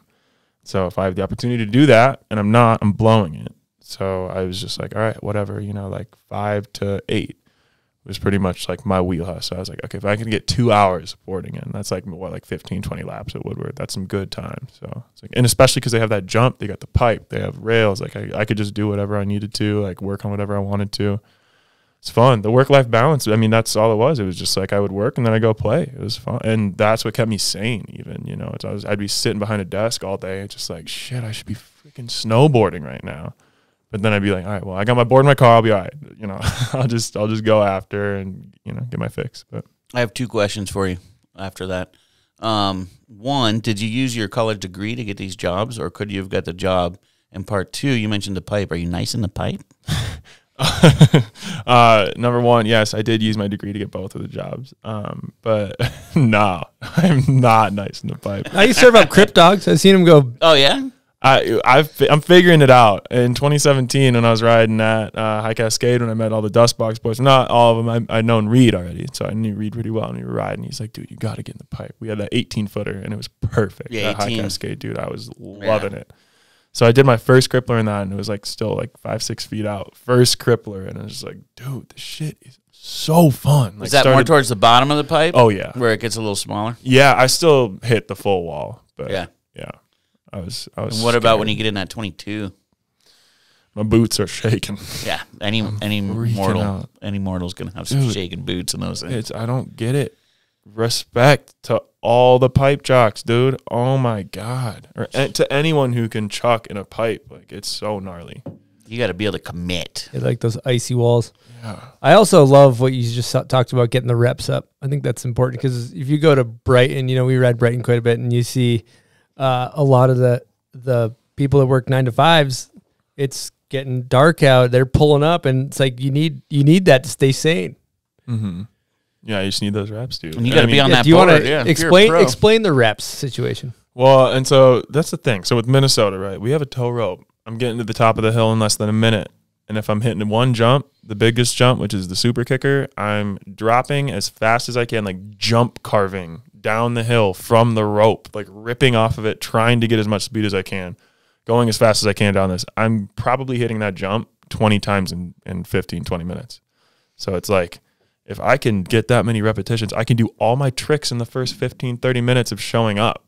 And then I'm like warmed up, ready to go, try something new. And you're giving yourself the opportunity to progress at a much higher rate than you would if you were just riding a resort, like hitting a jump every 30 minutes, because that's just how long it takes to take a lap. But it may be longer for some people if it's the weekend. There's a line. Sometimes some days on a big line you might get 4 laps in a day. Yeah, a whole day. Or half. Literally. And so I would set up in high school. I would set up my schedule so that I would have the last period open, and I would go to school. I would go to school in my snow pants at times too, just not giving a shit. Serial killer shit. Yeah, swishing your way through your high school career. Dude, like, fuck it, man. Like, I don't care. Like, what am I gonna get laughed at? Like, I don't care. Like, I gotta go be a pro snowboarder. Like, peace. Like, even though at that point, obviously, it's like I'm getting free hoodies from East Coast Lifestyle. Did anyone trip on you for wearing your snow pants to school? Oh, dude, I got some shit. But I mean, I thought it was funny. Like, I was like, I don't really care. I had this buddy named Victor Smith, and I was Just like I heard that he wore his overall bibs to school, and I'm Sick. like, bro, you are insane. Like, That's serial killer. Boots I need to be school insane. Would be really serial killer. You ever do that? No. The old bear traps? Hell Yeah, no. that would be rough. Leave those things in the car. But I just get off school, an hour early, and then I dip straight to Highland. It'd be like 3:30. No one would be there yet, and I just get the whole park to myself, pretty much. Little dip set. You know, I think about that. It's because we get hit up and asked like advice for getting sponsored or advice for getting better at snowboarding, and kind of questions like that from people that are beginners or excited about snowboarding, whatever. And I think there's so much to being confident on your snowboard, and being confidence comes from, I think, A, spending a lot of time on your snowboard. B, when you're on your snowboard, you're trying hard. I think it's cool to try hard. That's because you can also snowboard and just dick off and not get better, and that's fine. But time on the board while you're trying hard is huge. And I also was thinking about this lately too, is see, like, even when you're like setting up a board or something, or like geeking on your setup, you're thinking about snowboarding. And that's like, if you're going snowboarding the next day and you're setting up a board, you're kind of already like getting excited. Oh, what wax am I going to use? What am my stance going to be? That's even part of the next day experience too. Just kind of random thoughts I've had. I just wanted to say, but tricking out your stickers, like all that is just like getting in the mindset. Well, and going back to like lucid dreaming too, dude, I spent time wanting to lucid dream just so that I could practice tricks in my dreams. In your head. It's like, I don't want to go chuck backed up 10 on some icy ass jump in Minnesota and like possibly die. Why don't I just do that shit in my dreams, and then like I'll have a feel for it. Like maybe I won't slam as hard, right? So I actually did that. I kept a dream journal for a little bit, and like after 3 nights of like writing down my dreams, I was lucid dreaming and could just like I fell asleep and I was conscious, and then I'm like, okay, I'm getting tired. And then I was like, oh, okay. Well, I'm kind of awake. That's weird. What just happened? Because I was just sleeping. And then I was like, holy shit. Like, how many fingers do I have? I couldn't count. And I'm like, I am dreaming. Like, wow. All right, what jump am I hitting? Like, where am I going? What trick am I doing right now? So, and were the snowboard dreams like legit snowboarding? Because I used to always have these dreams where I'd be airing too high or something like. And that happens too sometimes, right? You'll hit a jump and you just never stop going up. Yeah, those things it are happens. crazy, and you're like still feeling good, but you're like, how can I survive this? But a lot of the times, it's like it's very real. Like the first dub 10s I did were in my dreams. Chris, you do that? Back lip dreams? No, not like I think I would to go to sleep. I never remember my dreams, unfortunately. Since the alien abduction where you got the finger thing. The probe. Oh, the finger? Yeah, no. Well, that's a whole nother deal. But yeah, since the abduction. Yeah. No, but I do think that I was always able to have the ability to daydream and go to another place. It was like an escape where, I'd be sitting in class, but I would actually be like just thinking about the feeling of a back lip. You'd be like visualizing, right? Visualizing, yeah. So that's been a thing. You're probably halfway into some sort of lucid dream. Yeah, almost. totally. Yeah, it's definitely so weren't listening it's like to your school. No, and I think certain people as an escape, like you can go to another place. Yeah. And I think that was something that. Luckily, that's like meditation. It was easy even to me. It was like if I didn't like the situation happening at my house or something like that, I could just go to another place. Dip into the shred mind. Yeah, I like 100%. that. I wanted to touch on what you said about like giving a shit, dude. Like when you're on hill too, and like, and especially to those kids who like want to go get sponsored and they want to figure out how to make it. It's like, dude, you have to first of all put in the reps, put in the hours, like put in the grind, put in the whatever that stupid The Rock Johnson song. Yeah. You have to put in the work, but then you also like you have to care. Like there's nothing cooler than giving a shit. Number one, I think that's the coolest shit in the world. But you have to care. You have to think, what did I do wrong? What can I do differently? How can I improve? And you have to chill out about it. Like I used to get so mad. There's videos of me like punching the ground because I can't get tricks and stuff. And it's like, you're not helping anyone, and especially not yourself by like letting yourself get all worked up and pissed off. You got to just like shake it off. Short memory. What did you do differently? And I think there was a cool instance in the Tony Hawk documentary where they talk about, how Tony, when he was doing the 900, he's just sitting up there. And like the coolest part about all of it was just seeing him make those like mental corrections in his eyes and just like think like, okay, what am I doing differently? Like, what did I do wrong? How do I have to change this? How do I have to fix this? Like, you have to have that mentality. So well said. Yeah, very well said. I think that's a great point that doesn't get talked about enough, because the like caring and trying. I think that's something to emphasize too. Like it's you know, a lot of the quote unquote cool people, like they act like they don't give a shit, and that's kind of cool, but it's also cool to fucking care and try, you know, to try hard. And you're not going to get to be as good as Marcus Cleveland or anybody like that, or you're not going to win contests, or if that's what you want to do. Like if you want to be good at snowboarding, you got to try, you got to fall, you got to get destroyed on rails, you got to get back up, you know, and it's easy because I find it's really easy. I have like an on and an off switch, you know, and it's hard to be like, well, you know, maybe you're front board in the rail, maybe you're back lipping it and you want to do a 270 or 360 on, and like, it's really easy to just keep going to those go-tos. But then, you know, the greats tend to just make a pattern of getting out of their comfort zone. Like that's what I've noticed. The greats are always out of their comfort zone. Like you even like look in the crew, watch Coop ride. You watch Coop or Cody, dude, it's happening. Oh yeah. Like they're when they're hitting a rail, they're not 50-50. Like it's happening. You know, if you want it like you say you do, like a lot of people will say they want it. Like if you want it the way that you say you do, you have to be able to be on your deathbed looking back at it like, I gave it everything. And I think something that stuck with me too from listening to the Bomb Hole was like, I can't remember who you were mentioning, but they said, you know, if I could ever, you know, go back and do it all over again, I'd go twice as hard, you know. That's a Ditka quote. That's what it was. Yeah. Mike Ditka. Ditka. Yeah. He basically is talking about, he's like, you know, sure, I'm old and my brain's a little foggy and, you know, sure, my bones hurt when I sit down, but if I could go back and do it all over again and play football, hell, I'd go twice as hard, you know, and it's like, makes you want to just run through a fucking wall, you know. So I love that shit. It's true. And that's cool. And I think it's inspiring too, to see, you know, you have been working, like you're in New York, you're working a day job, and then you're going out at night and getting clips. You're at Woodward after working all day and then going to get, like, I see a pattern of kind of in snowboarding, you know, we see a lot of our friends having success or whatever, and I see a lot of people sitting around waiting for the phone to ring. Well, why don't I have a contract? This person has a contract. And you're like, I love seeing you made it happen for yourself, you know, and that's very respectable. Thank you. Okay, sidebar. One thing we should talk about I thought was cool. If you're open to talking about it, I know that you were adopted and raised by a family in Minnesota, and you recently connected with your biological dad. Do you want to get into any of that stuff? 100%. First, I got to shout out moms, Rob Roethler, the GOAT. Super duper we give her the extra super air horn? special. Absolutely.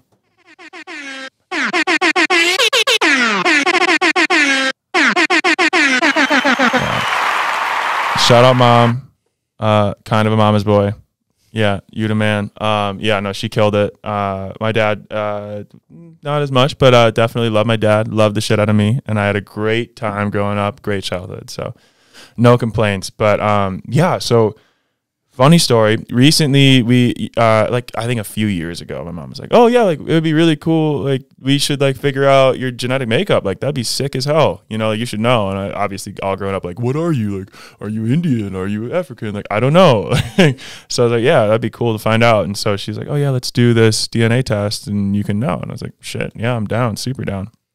And did that. Gave me the results, and I was like, okay, cool. Like 51% German. Like I'm mostly German, which I'm like, what?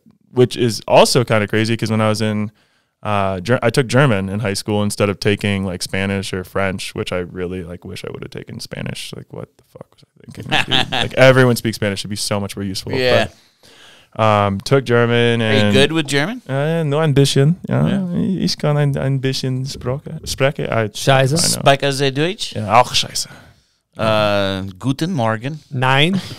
9. Yeah, it's been a while too. Osfart? Like, I don't Does think that mean exit? Yeah. Osfart. Osfart, that's my favorite one. I think it's Ausfahrt. I like to say asphalt. Yeah, when you're walking to the airport, big old Osfart everywhere. It never gets old No, the whole time you're over there.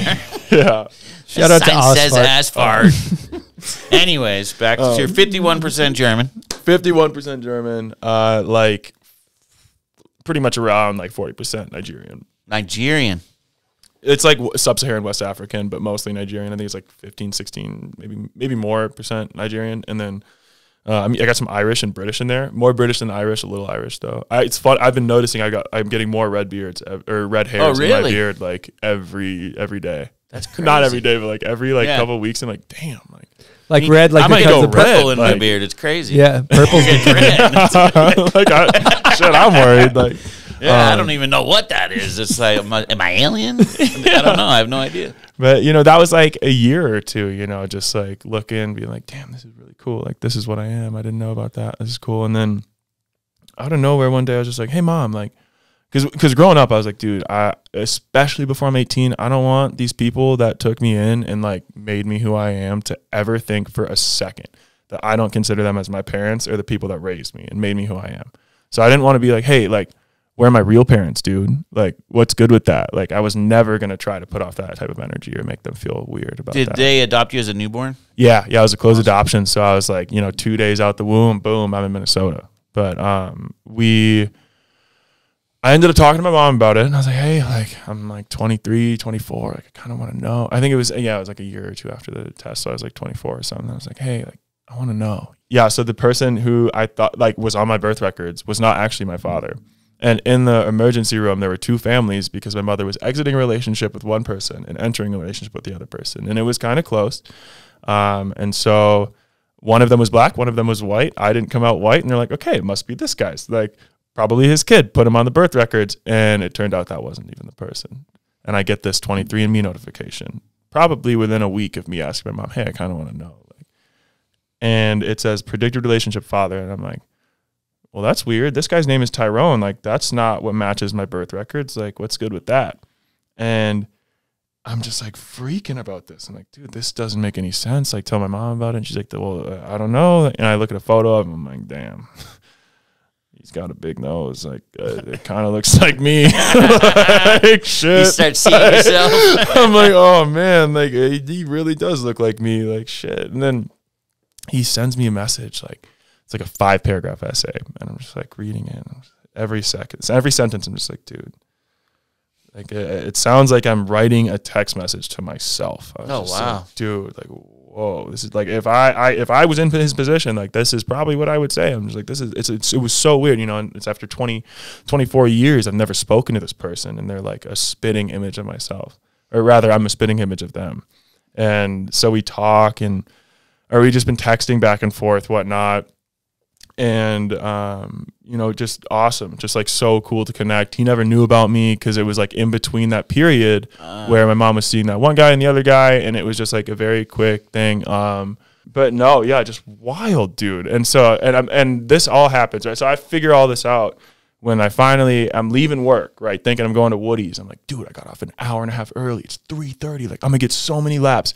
And I'm on my way home and I get this FaceTime call from Tyrone. I'm like, oh, fuck, like I gotta answer this. Like, damn, I'm not gonna not answer. Like, I gotta answer this. So I pick it up and we talked for like an hour and a half straight. Like, and he tells me the story. Like, we just talked about so much stuff, and it was amazing. We had an amazing conversation. Got to know each other so well. It felt like in 2 minutes. It's like talking to a brother. Damn, son, I thought I pulled out. I know, dude. And it's crazy. He's gone his whole life thinking that he hasn't had a child. Oh, that's a trip to wake up. Yeah, 24 years later, dude, and he has a kid too. I got an 8-year-old stepbrother, or I guess half brother, and 4-year-old half sister. Wow. And my brother's starting to skateboard, and he's like, "Yo, like you got to talk to your brother, man." I'm like, but we haven't like done. Yeah, met up and everything. Yeah, exactly. Did you learn anything about your biological mother? No, I think he knows who she is, but also is just kind of like maybe not in the right place and time to go and have that conversation. I don't want to like a white German then, or it must have been, because he is not white. Yeah, that's interesting. Because were you wondering, like, kind of for most of your life, is my mom black? Is my dad black? Like, what kind of black? What kind of white? Like, I don't know. Like, who knows? It's always been some funny question. Like, definitely got pressed as a kid a little bit. Like, oh, what are you, bro? Like, are you fucking Philippines? Like, are you Indian? Like, what is it, dude? And I'm like, I don't know, bro. Like, my bad. But yeah. Wow, that's a crazy story. That's cool. But yeah, and now we're so cool. Like, he's the man. Dude. And your parents are cool with the relationship. And I'm so excited to have my mom meet Tyrone. Tyrone is like, that'll be fun for her too, right? Like, yeah, and she's so stoked on him. He's so like he's like, dude, I blew it. Like, I have been, missing out on taking care of you or like being a part of your life and just feels so bad. And I'm like, bro, like you couldn't have known. Yeah, it's like, kind of cool to know that your father didn't like abandon you. Yeah, and just didn't even have a choice. It was and just he just wants to be a part of my life so bad. And I'm just like, bro, however we can make this happen, let's do it. Like he's the shit. Yeah, sometimes I've heard adopted kids can feel abandoned a little bit, right? Have like issues with that. So it was probably interesting to learn all that. Well, and I never felt abandoned too. I got lucky, you know. I got people who love me. You know, my mom and dad loved the shit out of me. So like, I definitely felt good as hell as a kid. Good family, and yeah, it's awesome. I was very, very lucky, very fortunate. So that was dope. You know, I got to play whatever sport I wanted to play. I mean, maybe not all at the same time, but you know, I got to try what I wanted to try. Like, it was just fine. Like, I definitely had no serious problems. Like, I knew where I was getting my next meal. You know, like I know people who were homeless going through high school. What it could have been like with it if because you still might have not had your father in your life, and yeah, seriously, could have been interesting. And that's the other thing too. You never know if like you're gonna go and find who your parents are, and maybe they're dead or in jail. You know, like that's a serious, like scary hit. And I was just kind of worried about that too, but. Yeah, he's doing good. He's killing it. Like it's so funny. I'll see some like workout videos on the gram every now and then. I'm just like, let's go, Pop's getting it. Come on, that's me stoked. That's awesome. That's special. Thank you for sharing that on our show. Really appreciate that. Of course. All right, I think it's a good time to talk about pub beer, huh, buds? Yeah. Just cracked one. Actions speak louder than words. Yeah, cracking some cans. Come on. Cheers. He's got the reach. Cheers. Now, like we always say on this show, long arm. If you're trying to, if you're going to go casually, responsibly, have 1 or 2 beers, or if you're going to go to a party and drink 75 beers and urinate your pants and wake up in a bush face down, what are you going to choose, buds? Pub beer every time. And also drink responsibly, guys. Cheap, fun beer. Cheap, Can't fun beat beer. it. Yeah. Okay. Time for the pub beer crap shoot. Welcome to the Pub Beer Crap Shoot. 2 dice. All right, roll 2 of those dice, and I'll tell you what you got to do. Fiver. Would you rather have a tattoo designed by Grenier and tattooed by Eastone, or designed by Eastone and tattooed by Chris? I almost kind of wanted to say like we have to go with my decision. So designed by one, tattooed by the other. Which one would it be? I think I'd go designed by Eastone, tattooed by Grenier, because I think that with the photography shit, he's probably got the eye for the creative shit. And then even if it was kind of messed up, I'd be so stoked to be like, dude, Chris gave me a tat, bro. If I could use the computer to design it, it would work out good. If I had to draw it, we'd be in trouble. Fair enough. You know what question we never land on is the house party anthem. That's always a good one. Yeah, this is a good one that rarely comes up. It never comes up. No one ever wrote house it. party. What would be like your entrance? house party entrance theme song? Yeah, that's a good question. We never hit it on the dice. All right. What's yours, buds? What he's thinking? Insane Clown Posse. For sure, dude. Now, I might go with some Biggie or something. Yeah. I don't know, dude. It's a tough question, actually, to be put on the spot. I think, like, so what about, like, Scarface? There's, like, Push It to the Limit is, like, a great montage walking in. That's a good vibe. It's heavy. Or, like, the really heavy Ender montage before the shootout that's really dramatic. I think, like, kind of You're like going Scarface. I'm thinking, like, a Scarface vibe walking in. I like that. Like, So this guy's a boss. So I got 2. And they're both kind of, like, recent ones that I've listened to. The last one that I listened to today with Luke Winkleman, actually, because we were golfing before this. But the song is Prada Da Bang by IDK. Like Prada, D-A Bang. Song's fire. You should check it out. Gonna have to check this. He's a dope Chris and I are rapper. putting it in our phones. Yeah, no, I'll put it in after. Keep going. But we bumped that one so much in hood, and it's a good one for just like hopping into the spot. And then the other one that I was thinking of that's super new, it's off the new Kendrick tape, Mr. Morale. It's just, I don't know. Once it starts going, it's just like, okay, we here, like we're bouncing. Yeah, that's fire. I thought of my actual answer too as well. It's the Chicago Bulls theme song intro. You guys have ever heard this? I think I've heard it from you. I'll put it on the speakers. Walking into a park.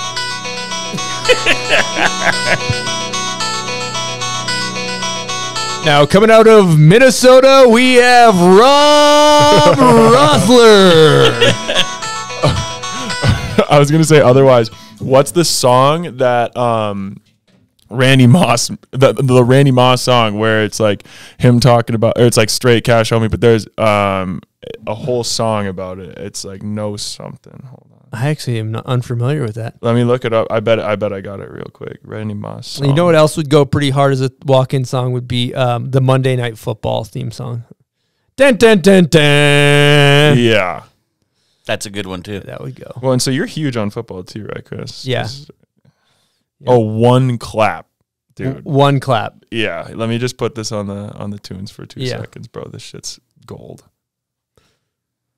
Well, speaking of while you're finding that song, I had your running back on my fantasy this year. Yeah, you always do.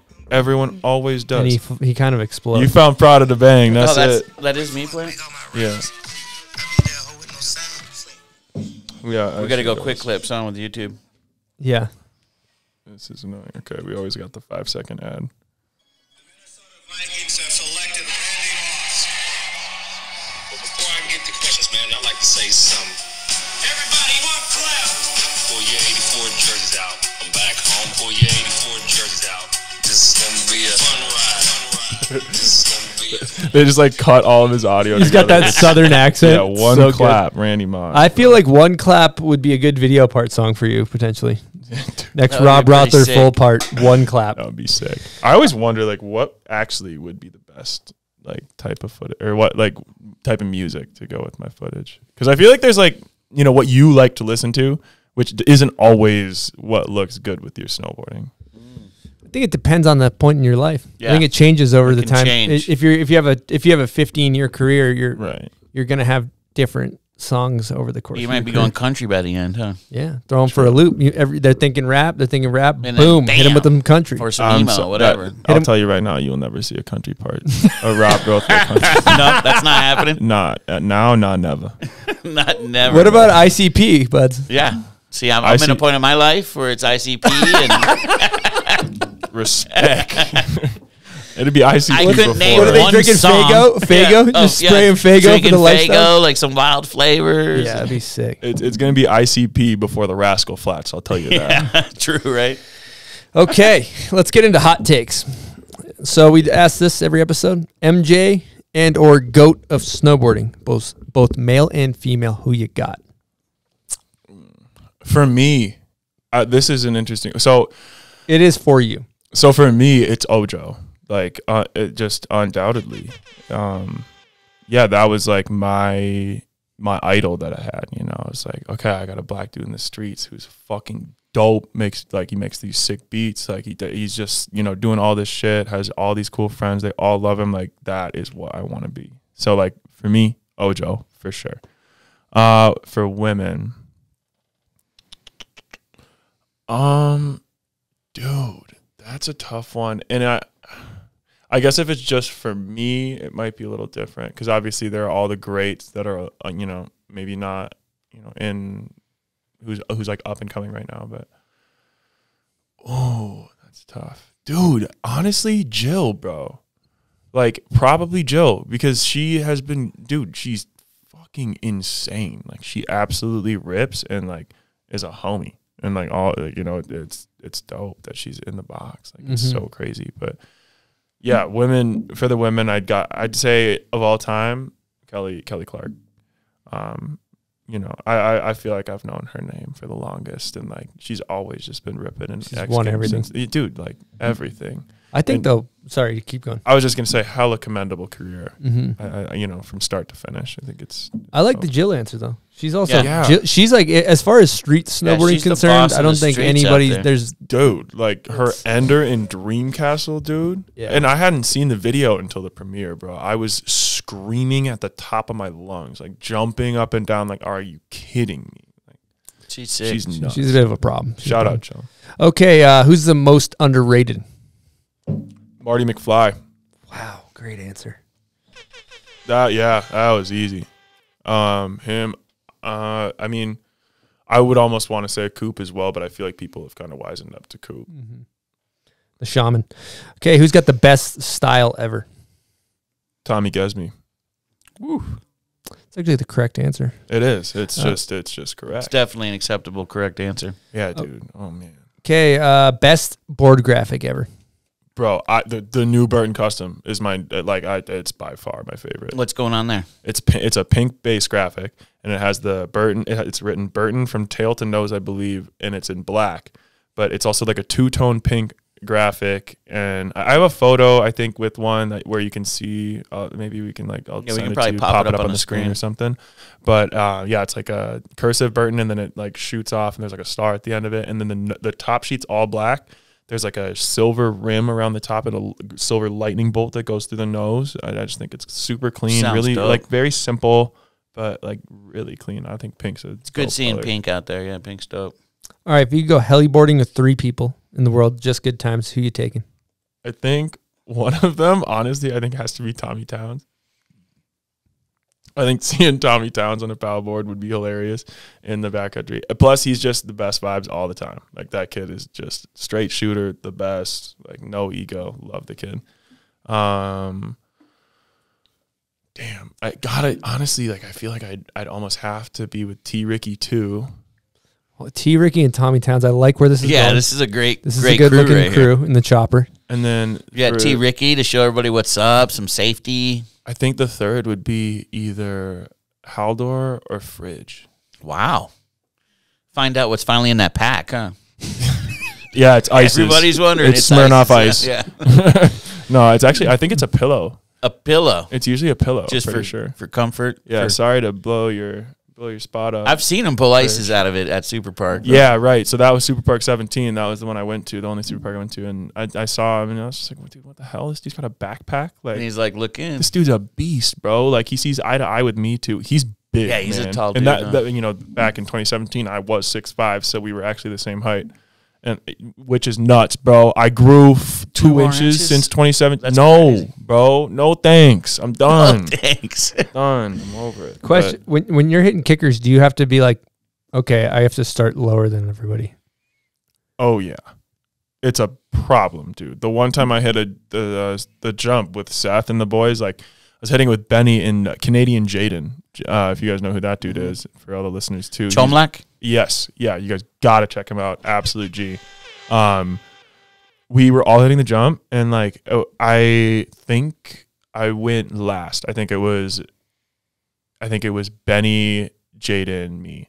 And Benny stomps, of course, both of his hits. Jaden stomps his second one. And my first one, I'm dropping. I'm like, and I was hitting the switch. I was like, oh, first pow jump, and I'm not even hitting this thing regular. Like, I'm scared, bro. Like, uh-oh.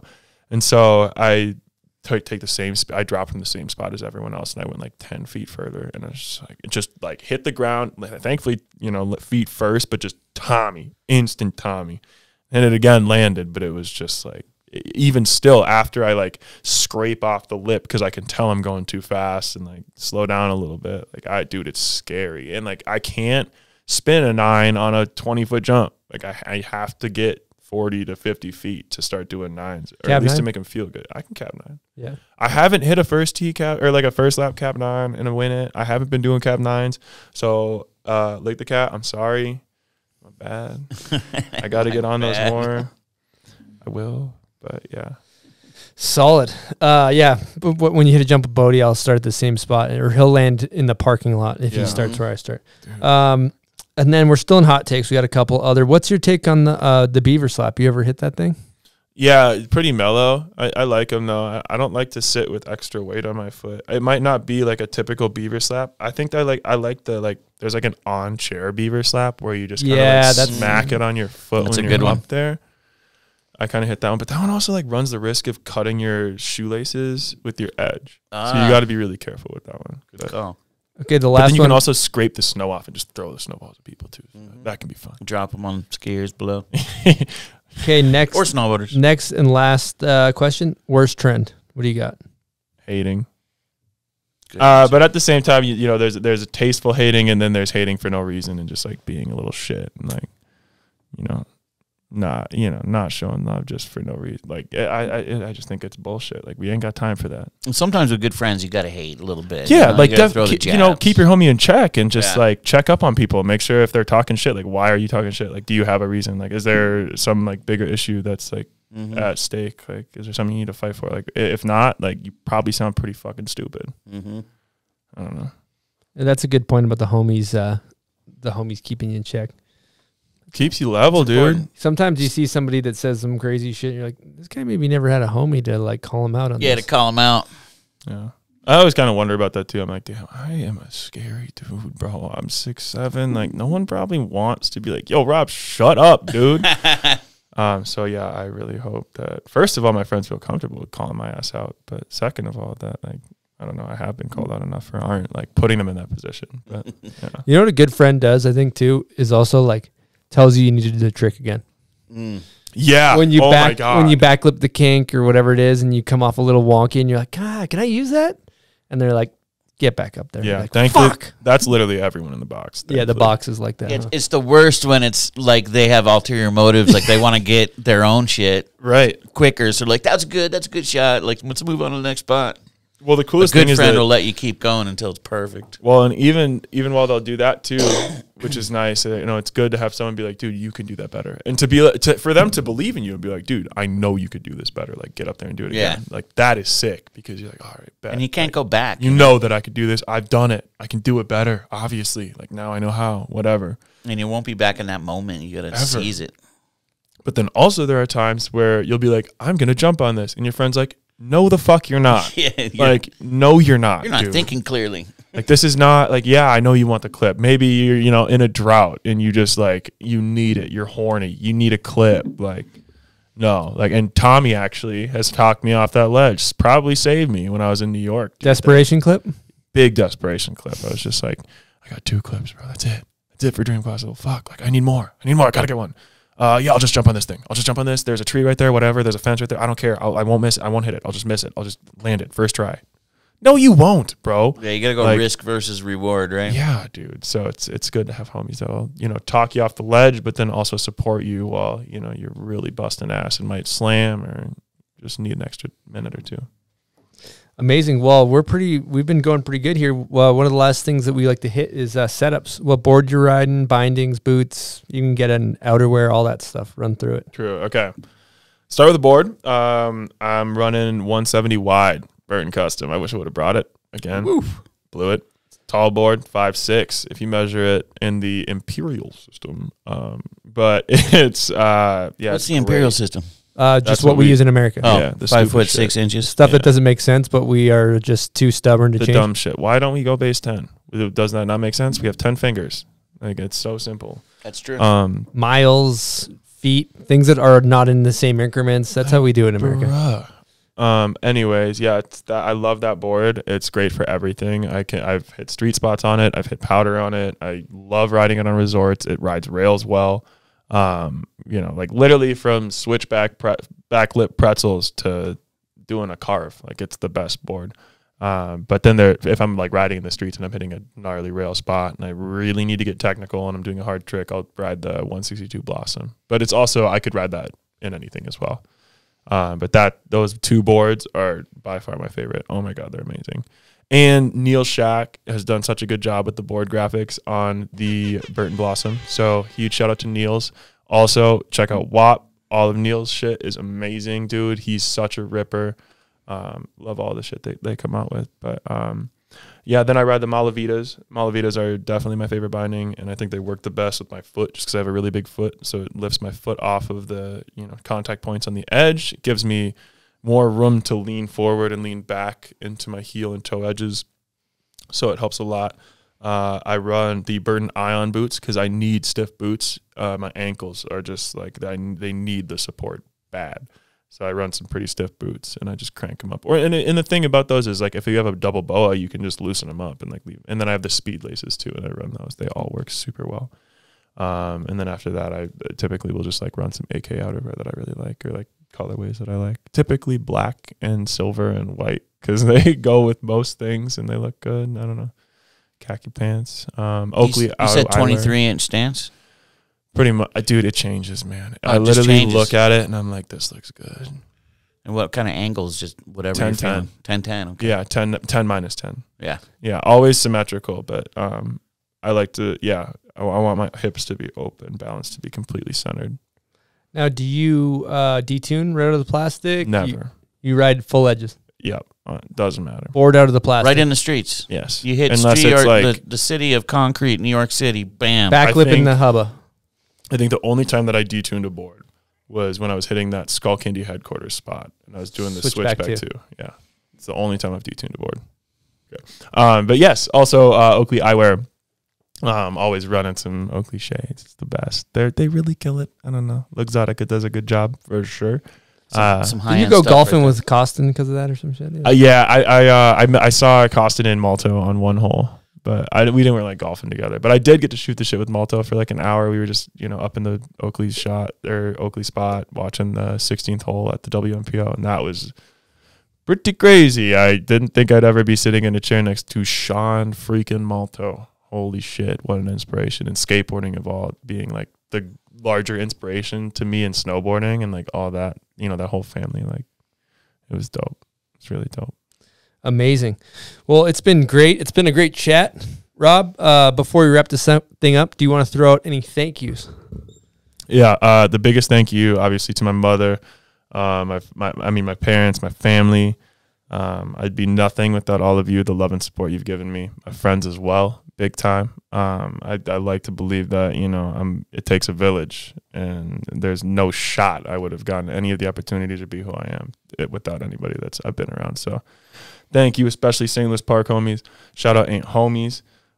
Shout out fucking shit. Obviously Pat Dodge, obviously Zach Nigro, Goats at Burton, team manager, is also working on partnership. They just do so much for all of us, and love them. Chelsea Waddell as well. Work very closely with her. She helps me a lot, does a lot for me at Burton. Big shout out. Cheers, Chelsea.